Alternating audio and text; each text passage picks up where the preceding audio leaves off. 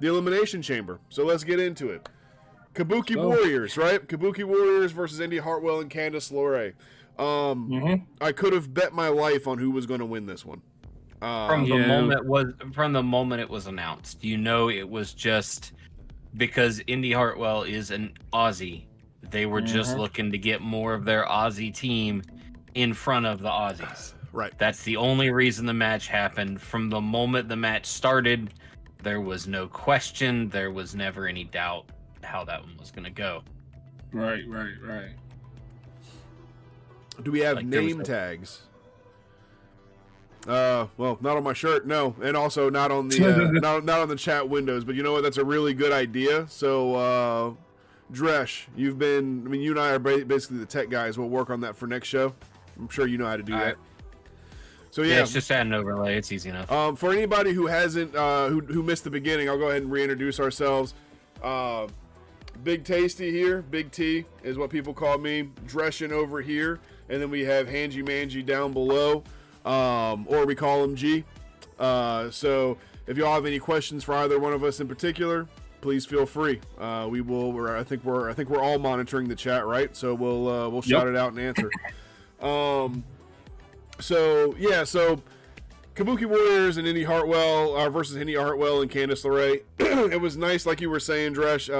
Indy Hartwell is Australian, and from what we understood, or from what I understood, enough fans were upset about not enough Australian presence, because there actually are a shocking number of Australian wrestlers in WWE, and I never really thought about it until the Elimination Chamber. There are a lot.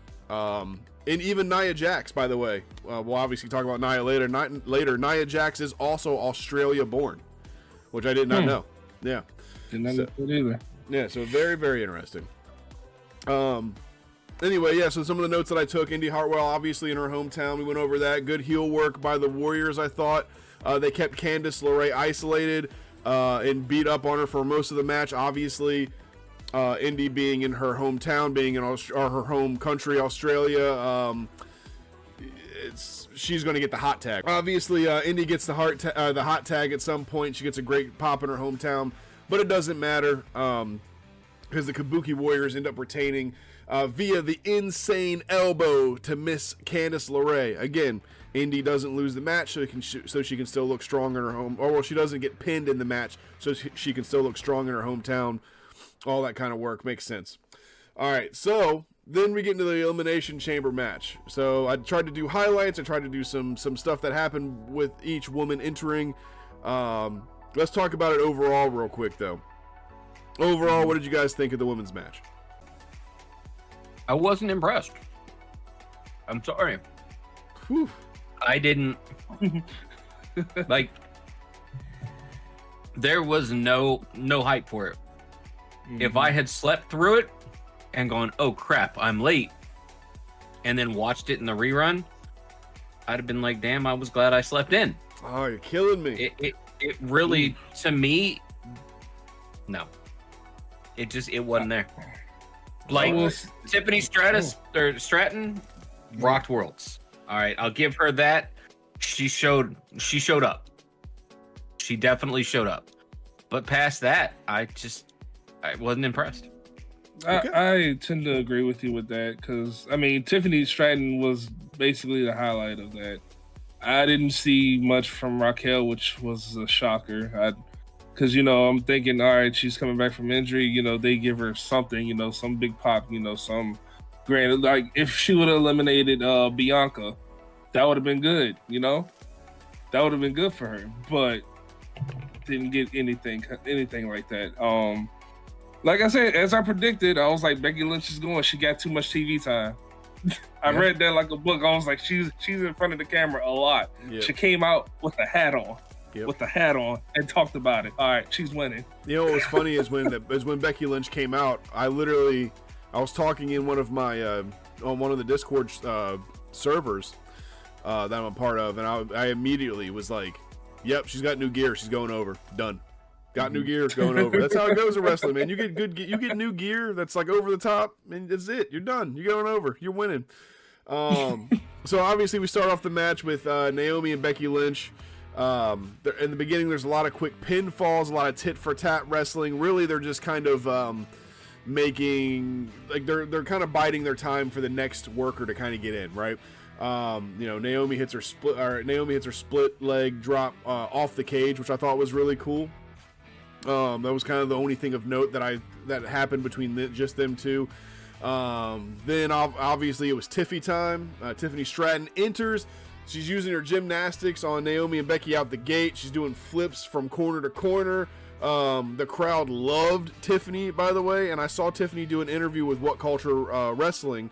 It was just a brief interview, but she was saying, it's crazy how much the fans were like behind her. Like she wasn't like I guess she wasn't kind of expecting it, but they were like super hard in her corner. And she said she was surprised by it. Obviously, like we were talking about, Tiffany had a great showing throughout the whole match, but when she came in through from the pod and it was her time to shine, she very much shone. It showcased her strength, which I hadn't seen before. Because at one point she held them up for a double senton, so she had stacked them both up, and one of them slipped off and ended up being kind of a counter situation. But it was very good. Liv Morgan entered. Obviously she immediately goes after Tiffany Stratton. Her and Tiffany kind of starting a little program here together. It's probably going to go for a little bit. I'm assuming we're going to see Tiffany Stratton and Liv either on SmackDown this week or in SmackDown the next week. Man, who was it to? I can't remember. Was it Liv that she did it to, or was it Tiffany? It was one of the two. Becky does a Beck exploder into the side of the cage and then hits a disarmor through the cage, which just looked devastating. If you guys remember that. Yeah, that was crazy. I thought she was gonna break her arm. So, I will say this about Tiffany: as no one is above criticism. Obviously, I saw that it seems that Tiffany either is really tight in her wrestling, or she might be a little stiff. And so the difference between stiff and tight would be I hit you, but I hit you right here and then I pull.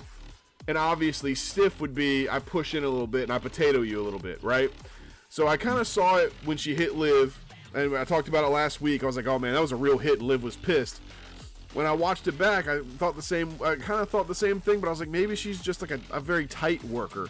And then I saw it a couple times in here when she was doing a couple hits, doing stomps and things. I was like, man, is she potatoing these people? Is she like getting a little stiff on them, or is she, just like really, really good? Like, what do you guys think? I was saying, like, with that hit with Liv, I was thinking she was just being stiff. Like, I thought that was actually like a stiff hit, but now that you mentioned the tight work, yeah, it's more tight than stiff, I think, because I don't see the accidentalness of how she did it. It was just more of a that's just how it is. I think once she loosens up, it'll get a lot better with it, but I think it's just more tight. Okay.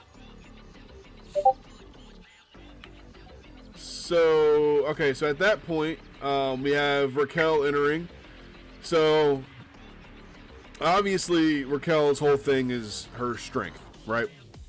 So she comes in and she's just throwing people around and really just woman handling everyone.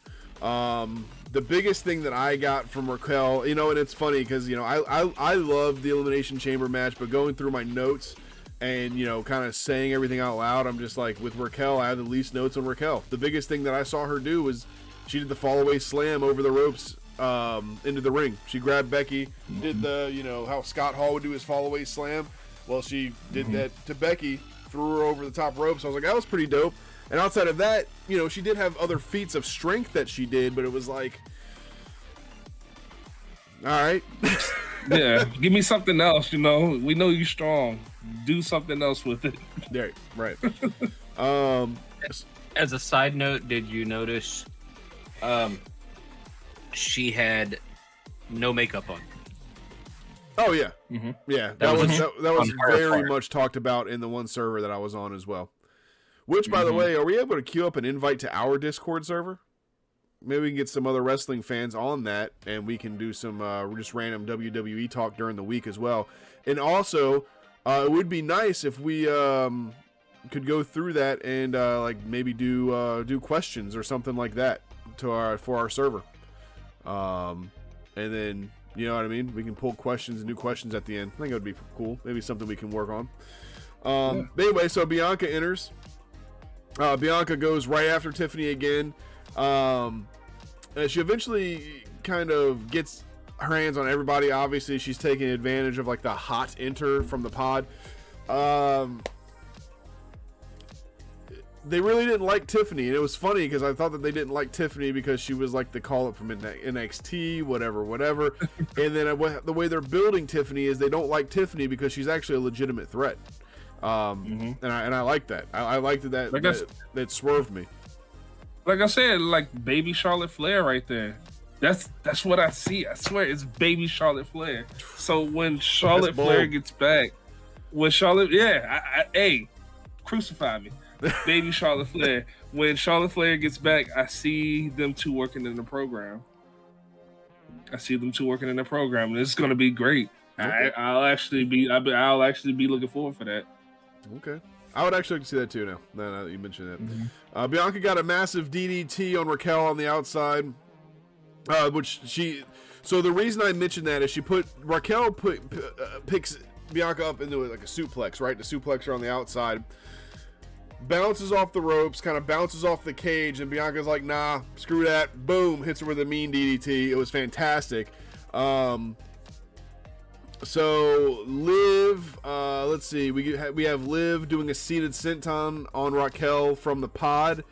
Becky and Tiffany go on top of the pod. Tiffany pushes Becky off onto the other ladies, and she hits a swanton onto the ladies, minus Liv, because Liv was in the ropes kind of doing her recovery thing, getting ready for the next bit. You know what's really interesting is that she did a swanton and she didn't do the prettiest moonsault ever. I think, and this is my personal opinion. I think she attempted one and got caught. Off the pod? Off the top pod? No, not off the pod.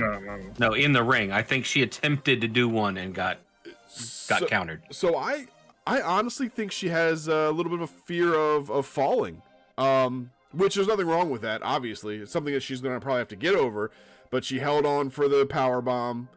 She, instead of doing the prettiest moonsault ever, which, by the way, would have been a massive spot, she instead did the safer move, which is the senton, or the swanton.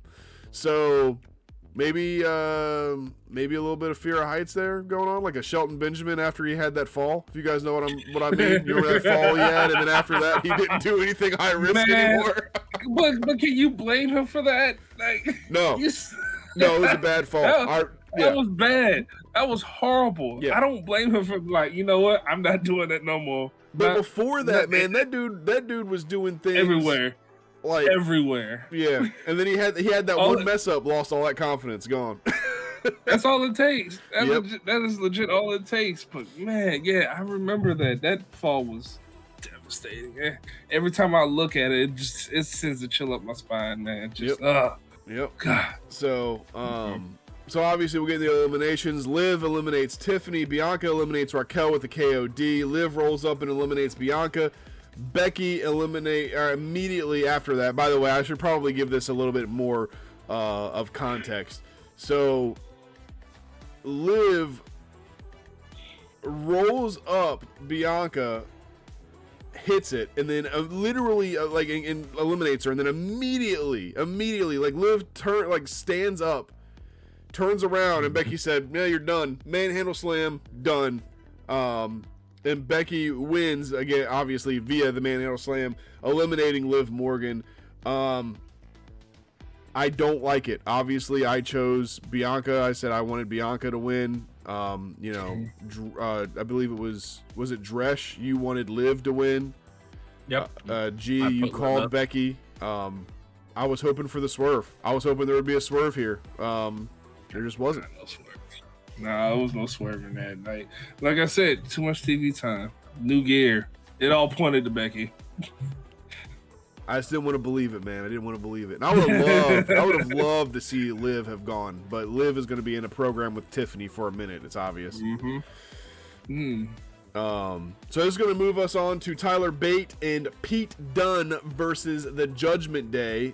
They changed their name to the New Catch Republic. So they were actually called what was it, the Bruiserweights? Is that what they called themselves? I believe. I believe Michael commented on it and said, yeah, they changed their name called New Catch Republic, and I was like, oh, okay. And that's supposed to be like an homage to where they trained at in wherever they're from in England. Okay. Makes sense. With Dom, I mentioned this when we were watching it and chatting. They're not piping in boos. There's been a lot of speculation and accusation of that they're piping in boos for Dom to make Dom seem like more of a heel. They're muting Dom's mic, is what they're doing. And I really caught it in Australia. I was like, oh, your mic is just lower, so the boos sound louder, is what's happening. Yeah, he'll go and it's like, it's like, what? Yep. One thing John Cena said about some different things is like they don't have to pipe in boos, they don't have to pipe in cheers. That's actually true. They have other tricks. I mean, he just wasn't talking specifically about that at the time, but it's they have other tricks that they can do that aren't, where it's not a lie, but it's also not the truth kind of thing. So, Dom gets attacked while he's kind of announced, while the Judgment Day is kind of getting announced and all that kind of stuff, and while they're holding their titles up, Dom gets knocked out of the ring. Pete Dunne obviously doing his joint manipulation attacks. Priest for me. I don't know who the show out was for y'all, and I love Pete Dunne, but Priest was the one who showed out for this one. I mean, what do you guys think? Who had the most kind of clout in the ring during this match? Well, in my opinion, I will say Pete did show out. I will say he showed out. His moves again. I told you. If me and Pete ever met and he was pulling some moves on me like that, I'm putting 2 in his chest. There's no way you're bending my finger all the way back, stomping on my hands. I can't allow that. I'm not gonna let you walk out the area getting away with that. No, Pete showed out. However, I will say Damian was built strong. Like, they made him look like he is championship worthy. Like when I say championship worthy, I'm talking about singles championship worthy. This man is on a tear. It seems like he's kind of taking the lead in Judgment Day, replacing Rhea Ripley. Yeah, people have given him crap for not acting like the leader for the longest time, so it's good to see him step up and take kind of that role. And I mean, Damian is supposed to be that just awe-inspiring freak in the ring.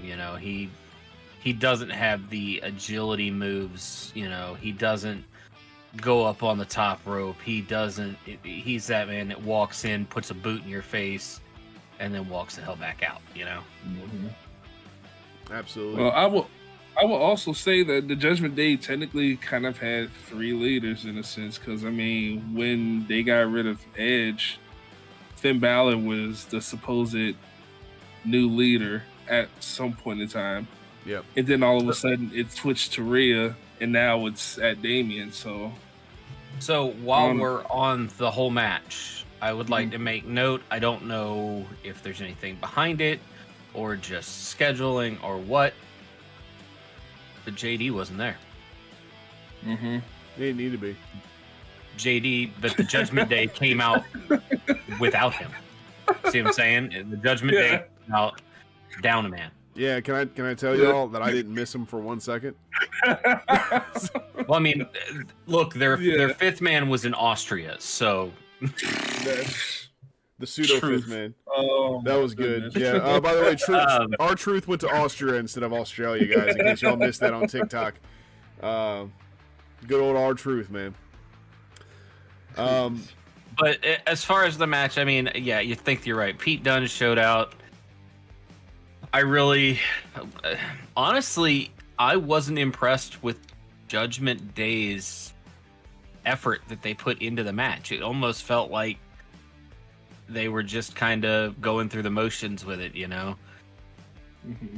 Your other team with Pete, they were trying. They were trying to show out. They were trying to be explosive and you know, do the best they could. And the Judgment Day was just kind of going through the motions, going, "Yeah, I can do this. Yeah, we got this." Mm-hmm. You know? I think they were building them to the New Catch Republic to look strong. They wanted them to look strong. However, again, that's why I'm saying I'm thinking they're building Damian Priest to kind of, you know, either become the head of Judgment Day, you know, as that captivative leader, or he's either going to split off and do his championship run by himself. Yeah, I can definitely see him doing a championship run, but still being the leader of Judgment Day at the same time. I can see Rhea splitting off, actually. Believe it or not, like Rhea and Dom maybe splitting off or something like that. I don't know. I can see that possibly happening. I don't know. It's just the time isn't right for that. They've shied away from that relationship as much. I mean, if you looked at her makeup from this event, she was missing that normal, the R&D that's normally right here on her face. It was not in her makeup today. No, she replaced it with Oz, if I'm not mistaken. No, there was nothing there. Oh, was nothing there? Okay. There was nothing here at all. Okay. But they've shied away. We've talked about that before, where they've just they've shied away from that on-screen relationship. Right.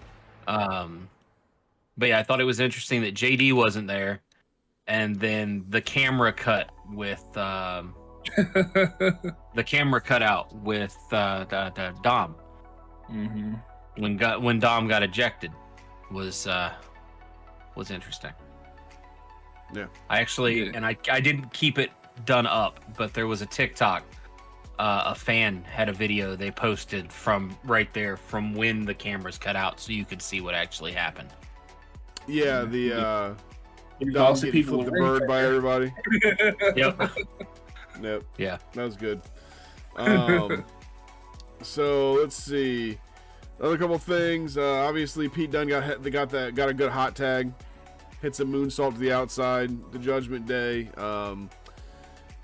At one point, Dom puts what we were talking about just now. Dom puts Balor's foot under the rope,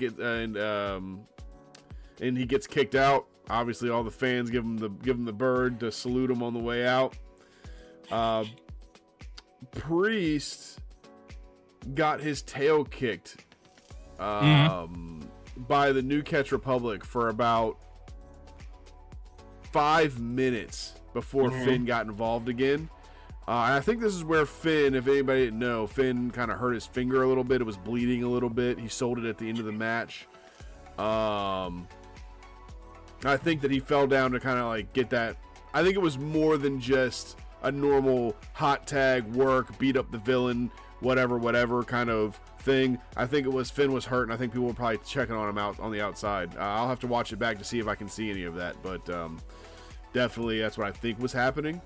That's what happens when you let a grown man stomp on your feet. I'm just saying. So obviously the Judgment Day wins via a double top rope south of heaven and a coup de grace on Pete Dunne. Beautiful finish. At least the move set was a beautiful finish in my opinion. Finn, like we were saying, was favoring his hand. And I was speculating he may have gotten hurt. What's that? I was reading something that said that might have just been a work, because it's being said that he's fine at this point. Yeah, so that's one of the things I was going to get to, is that he is fine. It turns out that he was just like, he did get hurt, but it isn't anything serious. So it was just a work. Which is good, because and obviously like he was holding it like this, like showing the camera, so there's obviously some part of a work in there, so it makes sense. We then kind of get to our halftime show, whatever you would like to call it, I guess. The Grayson Waller segment. That could have just been an email. Yeah, for real. Like I say, we really didn't need it, in my opinion. It wasn't. It was one of those things where they said, "Hey, Grayson Waller, you're Australian. Come out and do a thing." So that's kind of what happened. Austin Theory actually started things off by saying he hates Vegemite, and he got some real Australian food. He got a bloomin' onion from Outback, so that was kind of funny. He was doing some heel work. He introduces Grayson Waller, that he comes out to the crowd. He gets a shoey with somebody famous. I'm not exactly sure who it was. I can't remember. I apologize if it was somebody who's a big deal. Cody comes out, obviously insanely over. You mean Seth? What? You mean Seth comes out first? Yeah, Seth came out first. Yes, Seth did come out first, but then he introduced Cody out. I skipped Seth's entire entrance, but yes, Seth does come out, and they do the singing thing and all that good stuff. Then they introduce Cody. This was 100% just a time waster. Yeah. Because if you paid attention to Cody's open, he came halfway down, tapping up everybody on one side, turned around and went back up and got everybody on the other side. Came all the way down and went halfway back up and got that other side too. Yeah. Like, come so on. 100% just a friggin' time waster. Oh yeah. But the thing is, like, how over Cody was. Even at one point, like, Michael Cole, like, he wasn't supposed to say wow. Like, you can tell that he said wow about the crowd's reaction when he like, the crowd's reaction was just so hot for Cody. So yeah, again, dude's majorly over. So they both get in the ring. Seth says that he's days away from being medically cleared to compete, which is a big deal. Which at that point I was like, oh, the Bloodline's gonna come and destroy him. All right, cool. Like, that's what I thought, but obviously that didn't happen. He says whoever wins the chamber doesn't stand a chance. Cody says he wants to wrestle Rock one-on-one anytime, any place before WrestleMania. Seth says he won't be fighting the battle alone if that happens. And then we get into this whole bit where Austin Theory starts pretending that he's The Rock. He does the "it doesn't matter what you think" bit to Cody. He's like, oh, you think you can, you get to go against The Rock or whatever. He says it doesn't matter what you think. Seth kind of reels him in to do the "if you smell" bit, and then they're attacked by him. Grayson Waller just watches Austin get his ass kicked.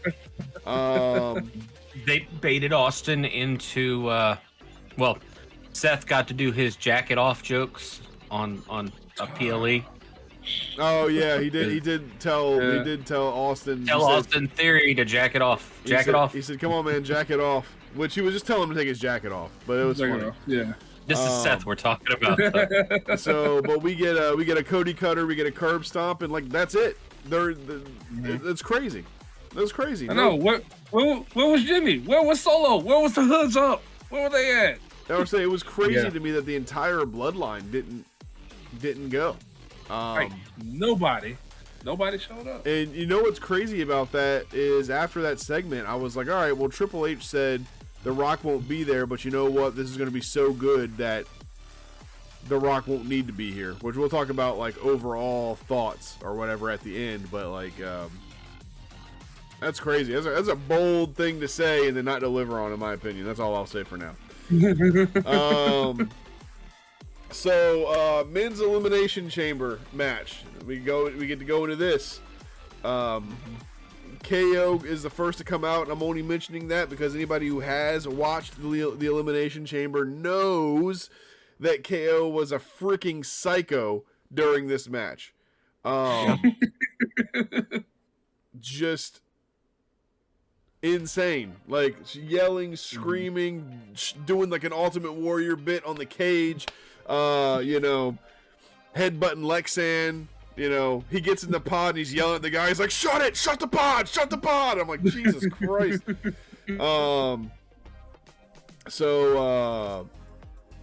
When Logan came out, he was headbutting the Lexan, and Logan was like, what the hell's wrong with this guy? So it's like a whole thing. Orton stands over, when Orton comes out, Bobby's already come out at this point, and Orton stands over Bobby's pod, and does his, his thing here, and then LA Knight does the same thing to Orton, and then we just kind of get into our kickoff, which is LA Knight and Drew starting us off. LA Knight, the biggest thing from there that I took, again, it's, normal startup, normal chain wrestling, kind of tit for tat kind of stuff. The biggest thing of note for me was LA throwing Drew's head into Logan's pod. I thought that was hilarious because literally you just see Logan just like watching it happen. So I thought that was funny. I would like to point out that Logan Paul seemed to have everything except his penis in his shorts. The man pulled out markers. He had markers. He had the brass knucks. This man had everything in his pants. I'm like, what is going on? I don't want to. I was just by the absence of things of what you're saying there. I mean, you're saying you wanted him to pull his penis out of his shorts because I don't know about you, but I don't keep that many things in my shorts. Oh, okay, that's where you're going with that. I was like, wait a minute, are you upset about this? Is this why you didn't like Elimination Chamber? No, so going on after that happens, KO enters, right? And KO just goes crazy. Again, screaming, just doing everything he can to just be a maniac. Delivers a choke slam to LA Knight. The reason that he delivered that choke slam, we found out, is because he did a Make-A-Wish to a kid in Australia, and the kid said, "Hey, will you do a choke slam?" And KO said, "Of course I'll do a choke slam. Come on." Mm-hmm. So he knocks out that choke slam very early when he comes out of the pod. He makes sure to hit that as pretty much as early as he can to LA Knight. So KO did a pretty dope like code breaker senton, which I thought was cool.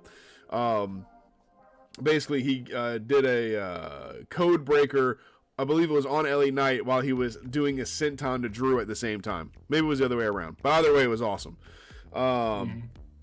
So obviously KO still being the maniac he is, when he has a second, he goes over to Randy Orton. He's mocking him, and Randy Orton's like, "What the hell did I do, dude? Randy Orton's basically like, you said I'm the only one you liked in this thing. You're over here messing with me." So we'll move on to just Bobby Lashley entering, right? Like, the one thing I said when Bobby Lashley entered, I said in the little chat server that I was in, I was like, bro, Bobby Lashley's putting somebody through the leg sand. It's gonna happen. Like, I don't know where it's gonna happen. I don't know when it's gonna happen. But Bobby's the big meaty man, so he's gonna slap some man meat through a Lexan, through a Lexan door. This is what happened. It happens later on in the match. So again, like,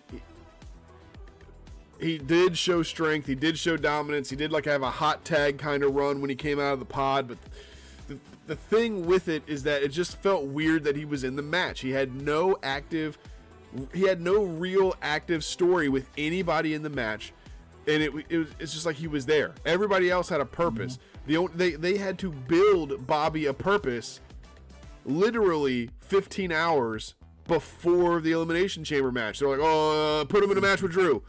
Or not put him in a match with Drew, but put him in a segment with Drew. So they're talking crap to each other, and you know what I mean? I'm just like, I don't know. I just didn't. I love Bobby Lashley as a wrestler, but he just did not belong in the chamber this year. He just didn't. Mm-mm. It didn't make sense. Just say he was well, I honestly, I think he was the fill-in for Braun Breaker. I think Braun Breaker was supposed to be in, but because of the stuff with the baby, they flipped him in. I think I read something about that. I don't want to say that's 100%. But it kind of makes sense, True, but they could have also figured out a way to get AJ Styles in the ring, which I think. Now they had other plans for that, obviously. Well, yeah, but I mean, they could have just skipped those plans and put him in the match. I like the plans the way they did it better. It makes for a much more convincing, unhinged AJ Styles. Fair enough. So actually, it was Reed that was supposed to be in the. Was it Bronson Reed? Okay. Yeah, it was Reed. What? Bronson Reed. So we were right. It was supposed to be Bronson Reed, not Braun Breaker. Or you were right. Yeah, he could. Yeah, because he had an earth and then a small injury, which is weird. But yeah, it was supposed to be Bronson Reed in the Elimination Chamber, which It still wouldn't make sense, but I mean, I think that's why they didn't build a segment with him with anybody, because he had pregnancy going on, so he was eventually probably going to leave, but it happened early, so it was just like, well, he was going to leave anyway, so they just kind of threw Bobby in and added Bobby and just kind of gave him a segment with somebody. Just threw him in there. Yeah. Okay. So after this, we get to the point where Randy Orton is entering the match. Obviously, he focuses on KO a little bit because KO was taunting him. So he focuses on him a little bit when he comes out of the pod. Big part of the match, Orton tries to do his ropes DDT inside the ring. KO counters. So Randy Orton wrestles him to where the DDT is going to happen on the other side of the ring, hits the DDT, and it looks like he may have re-injured that back. And he sold that back for the rest of the match. As of right now, there is no update on his back. Could be all a work, but I just... What a hell of a work. Like that, everyone I was talking to during the Elimination Chamber, that was speculation throughout the rest of the match, is how much he was favoring his back. But after that, things kind of fell flat for Orton. Logan ends up entering. KO instantly goes to Logan when he sees that pod open. He opens. He locks them in the pod and just viciously attacks this MF. And just like throwing him against the pod, throwing his head against the pod, throwing him back and forth. Takes him out of the pod, slams him against the cage. At this point, or at one point, Bobby throws KO through a pod, spears Logan through another pod, and at that point I'm like, all right, so Logan died. He literally just, because I thought he was going to come out and run roughshod for a little bit, and I was like, this is going to suck, this is going to be dumb, but instead he got his ass absolutely kicked for for like a solid, like, almost the entire match. I mean, he got some offense in there, but I mean, like, he really got his ass kicked. So I was like, you know what? That's good. It was actually good to see that instead of him like pretending that he actually has a fighting chance against some of these guys. He actually took a good role and got his ass kicked. I thought it was good. Yeah.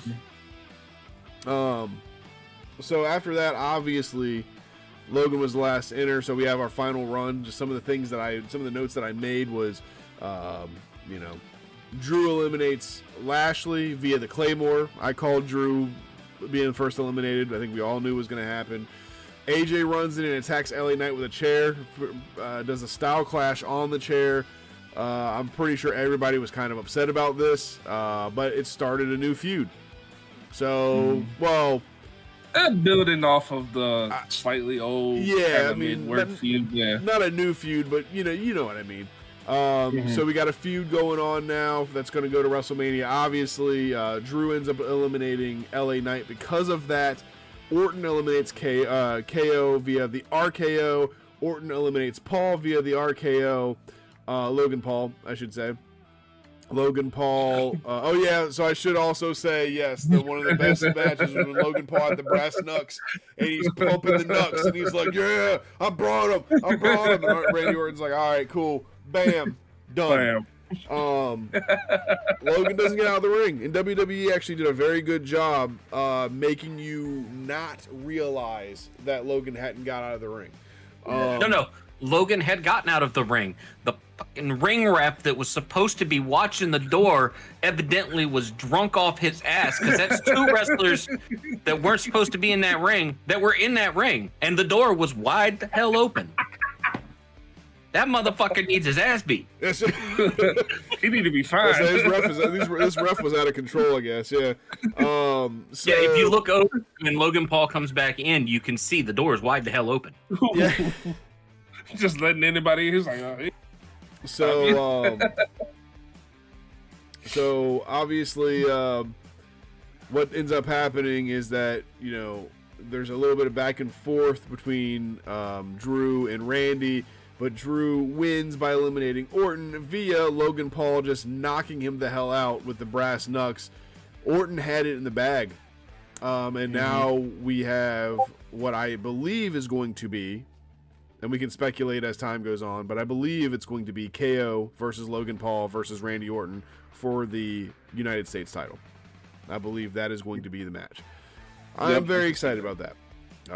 We created 3 feuds in one match, really, with this, which is really nice. Well, 3 potential matches at least in the Elimination Chamber, which is good. Overall thoughts on the Elimination Chamber. What did you think, G? It had its moments. It was decent. You know, it wasn't nothing about. It's not going to be the greatest because honestly, the greatest Elimination Chamber, in my opinion, was the first one, 2002. Crazy Survivor Series. Watch it if you haven't seen it. But you know, it was still good. It was decent. It had, like I said, it had its moments, and it was an Elimination Chamber. Put it like that. Okay. I thought it was better than women's. I did think that, which was going to be hard to top for me. I'm not saying it was the best match in the world, but I thought it was really good. And the men really showed out, and I just think, and again, this is I don't mean this in any kind of way. It's just the men are able, for the most part, to be more physical in a match like that. And even though there was a good level of physicality in the women's, I still think that, you know, you're not going to see. You might see it next year with Jade Cargill. Like, Jade Cargill might spear the absolute hell out of somebody through a Lexan thing, but you weren't going to see that this time around. You know, you weren't going to see Tiffany Stratton spear Becky through a Lexan door. You know. Yeah, you're not gonna get the, I would say, ECW level of carnage in an Elimination Chamber with the women as you see with the men's, because, like you said, they're not throwing people through the plexi. They're not like using weapons. They're using the chains, but it's not to that extent that the men's are doing. You know, rubbing the face across of it, just silly tossing them into it. Yeah, you're not seeing that. Not yet, anyway. One thing I found disappointing. There were some high risk things, but no, like, super, if this makes sense, high risk things happened in the chamber, which I thought was kind of crazy. Dresh? No, the chamber itself was actually kind of tame this year compared to ones I've seen in the past. You know, where in past you've seen people just absolutely chucked into the chains. You've seen, you know, like you said, the very high risk stuff going through it. It really just everybody was very content to stay in the middle, except for KO. KO was a little unhinged. KO, but everybody else seemed very content sitting in the middle of the ring doing their thing there. Are we in agreement to say KO was really the star of this one? Yes. Yeah. Okay. Hey, if anybody has any thoughts on any of the either one of the chambers or anything, please let us know. We're about to go into Triple H coming out and just thanking the fans and saying the attendance is 52,590 people. So again, love to hear y'all's thoughts. If anybody does want to participate, please feel free. Like I said, that's actually really just it with Triple H. Triple H came out and said, hey, you guys did 52,590 people. So that was he said some other things, but meh. Pizza party level, that's all. Yeah, people power. Oh wait, hold on, we're not supposed to say people power anymore. Never mind. John Laurinaitis is being scrubbed away. Wow. Yeah. So anyway, Rhea Ripley versus Nia Jax, the big match of the night, the match that everybody wanted to see, the match that has been arguably hyped up the most. Outside of the even bigger than the Elimination Chamber matches themselves. Rhea definitely was the star here. She came out yelling Aussie, Aussie, Aussie, and everybody was, you know, yelling the oi, oi, oi back at her. And, you know, she had, I think they said, what was it, 18 family members or 28 family 13. members? How many? 13. 13 family members at ringside. You know, Nia Jax came out, and I'm just like, man, you know, I chose Rhea Ripley to win because I thought the swerve was going to come in. I thought the swerve was going to come at the in the women's elimination chamber. No swerve there, and I was like, man, there's no way Rhea's going to actually win, is she? And she didn't, obviously. or Nia. I mean Nia. There's no way Nia was going to win, and she didn't. So, a couple of notes that I had. The biggest thing, literally the biggest thing, and probably the grossest thing, stink face. And I got to be honest, and it might sound mean. I don't care. How can you feel like a winner after that happens to you? Even if you win, how can you be like, man, I won the gold, but now I gotta wash everything for the rest of the night? I mean, you gotta shower after the match anyway. Like, the match was over, the show was over. You get to go shower. You gotta wipe that off. At least she didn't have to do it early. And didn't have to go through the whole show and do an interview with Stinkface and then yeah, no, I was upset. Yeah, it was. But you know what? At the same time, I do enjoy the nod to Rikishi. To Rikishi, but that was wild. I couldn't believe that I was seeing a stink face. I really couldn't believe. Like, you couldn't believe it. I'm still kind of shocked. I'm still kind of shocked that stink face happened. I'm not gonna lie. So obviously during the match, Nia was just a force to be reckoned with. She was definitely a monster, and she showed it. She dominated. So, you know, she did a Samoan drop from the second rope on Rhea, which was just like, when that happened, I was like, oh, she's dead. She's dead now. She's just gonna die in front of her family. That's what's gonna happen. All right, cool. Like, cause I mean, like, and again, it's not insulting. It's true. Nia is a big woman. Having all of that fall on you, no matter how big you are, it hurts, man. Like, there's a lot of power behind that. She threw her weight around, and Nia had a good showing. She did very good heel work, in my opinion. She didn't have any botches. Well, she had like one botch, but she didn't really have any major botches. You know, there was a big Samoan drop on the announce table, and then she splashed her through the table. You know, Rhea kicked out of the Annihilator, and again, just the level of what Rhea took.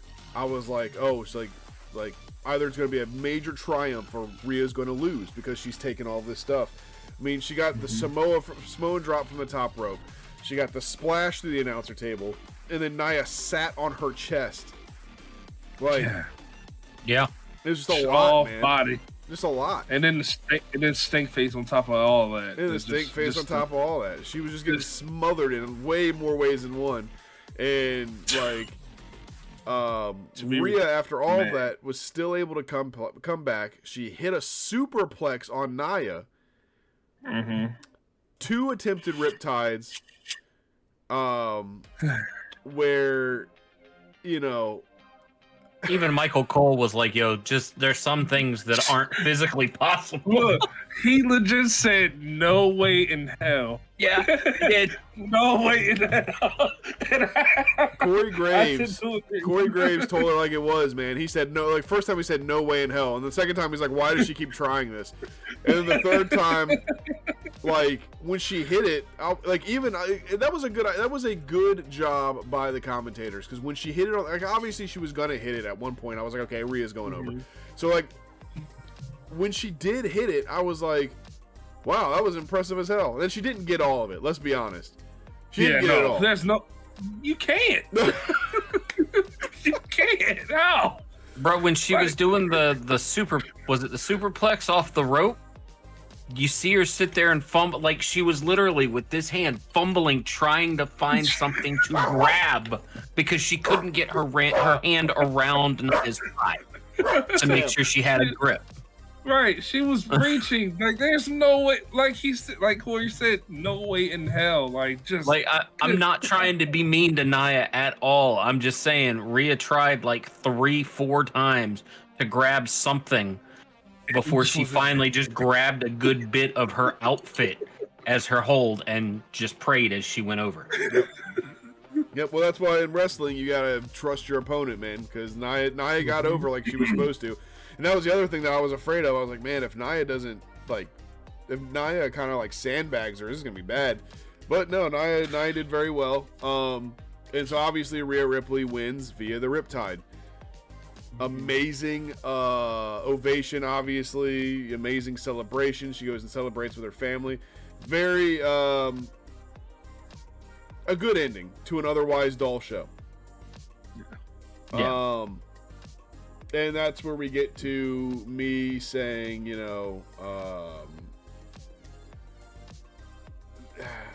that's where we get to me saying, what do you guys think about the show overall?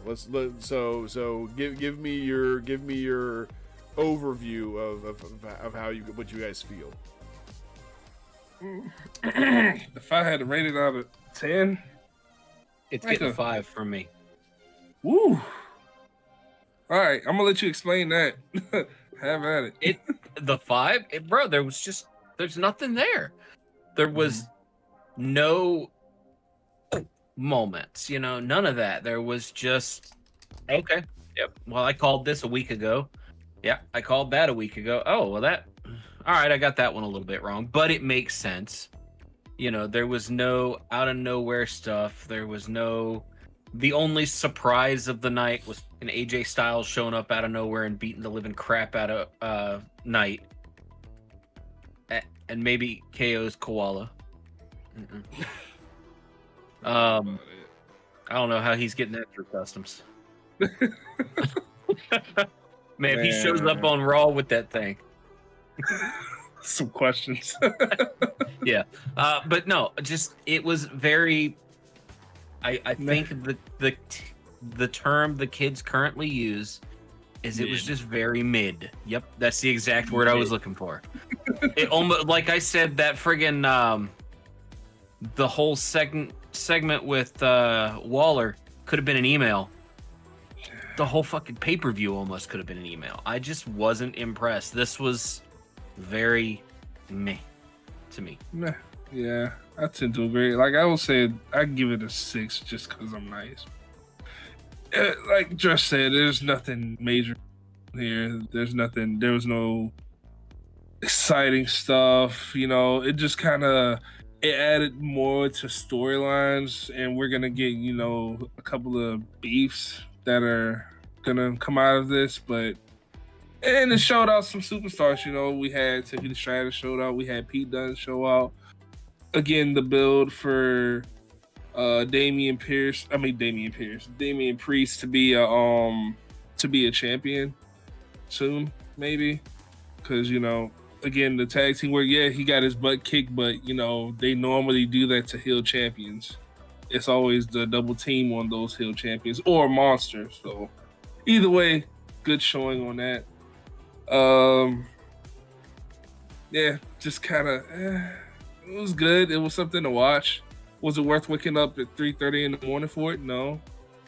I could have watched this later on in the day, but yeah. Well, we had to bring the news, man. We had to bring the news. Yeah. After the cameras, did y'all see the thing I sent in our group about AJ Styles after the cameras? Yeah, I did see that. That was I did not. Very intense. All right, hold on. I'll bring it up. I'll just play the audio from it because I don't feel like loading the whole video.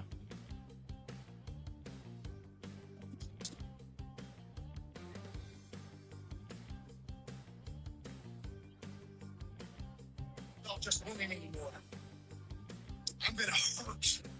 Not just LA Knight, but anyone who gets him out there. Cause I'm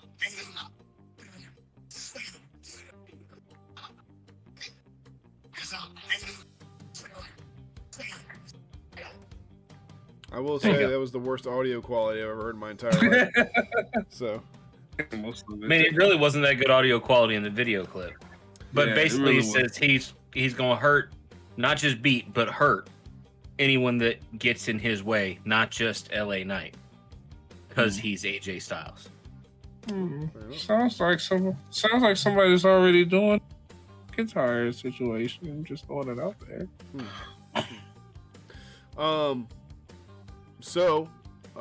I will say, for my closing thoughts, my Jerry Springer final thoughts. Oh boy. I will say that I thought it was good. I agree, 6 out of 10 is probably the best I could give it. It was very predictable. There was no swerve. For years, Elimination Chamber has been boring. And this is the first time that Triple H really had an opportunity to not be boring and to do something different.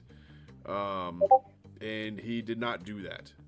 He stayed with the status quo, and he said everybody remains champion, and you know, this is just a PLE on the road to WrestleMania, and we barely even progress a story. Like, they did progress a story, but like, it's not. It was just there. Everyone knew who was winning. Everyone knew who was winning each Elimination Chamber. Anyone who chose anybody else was fooling themselves. I was fooling myself by choosing Bianca Belair. Same with Dresh choosing Liv. Yep. It's just who we wanted, because we wanted something different. They had a great opportunity to let Nia win. It would have been shocking. Great. There would have been incredible backlash. People would have been angry. It would have been great. It would have been content. That would have been content. Yep. Oh my. Yep. But instead, we're stuck at 3 viewers because Rhea Ripley won. So, but no.